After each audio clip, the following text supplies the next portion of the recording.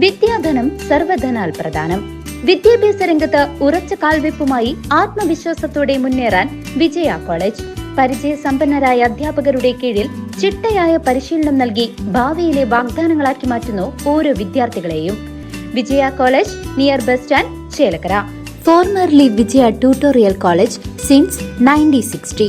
Cheruthuruthy government higher secondary സ്കൂളിൽ 10 ലക്ഷം രൂപ ചെലവഴിച്ച് നിർമ്മിച്ച പുതിയ toilet complex block panchayat president KM Ashraf ഉദ്ഘാടനം നിർവഹിച്ചു.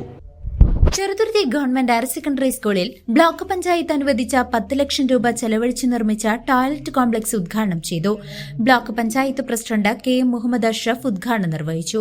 മറ്റ് സംസ്ഥാനങ്ങളിൽ നിന്ന് വ്യത്യസ്തമായി അധികാരത്തെ വികേന്ദ്രീകരിക്കപ്പെട്ട അധികാരം നിർവഹിക്കുന്നതിന് വേണ്ടി ആവശ്യമായ ഉദ്യോഗസ്ഥരെയും പണവും നൽകി നമ്മുടെ നാട്ടിൽ നിന്ന് തദ്ദേശീയ ഗവൺമെന്റുകൾ, ത്രിതല പഞ്ചായത്തുകൾ നല്ല നിലയിൽ പ്രവർത്തിച്ചു വരുന്നുണ്ട്.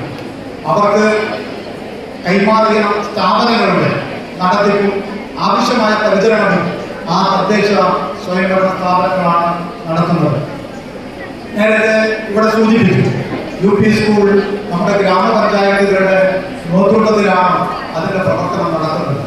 നമ്മുടെ ഹൈസ്കൂളും ഹയർ സെക്കൻഡറി സ്കൂളുകളും ജില്ലാ പഞ്ചായത്തിന്റെ കൂടി നേതൃത്വത്തിലാണ്. ഇങ്ങനെ പരിശോധിക്കുമ്പോൾ സ്വാഭാവികമായും ബ്ലോക്ക് പഞ്ചായത്തുകൾക്ക് വിദ്യാഭ്യാസ സ്ഥാപനങ്ങൾ ഇടപെടുന്നതിനും അതിൻ്റെ ഫണ്ട് വിനിയോഗിക്കുന്നതിനും വലിയ പരിമിതി പെടാറുണ്ട്.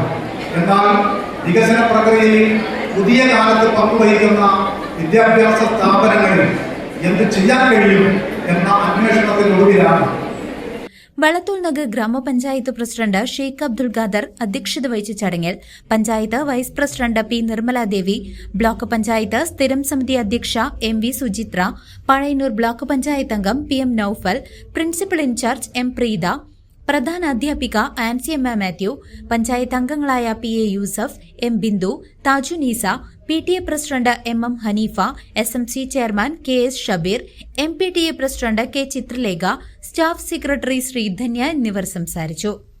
ഏറ്റവും കൂടുതൽ കുട്ടികൾ പഠിക്കുന്ന രണ്ടാമത്തെ സ്കൂളാണ്.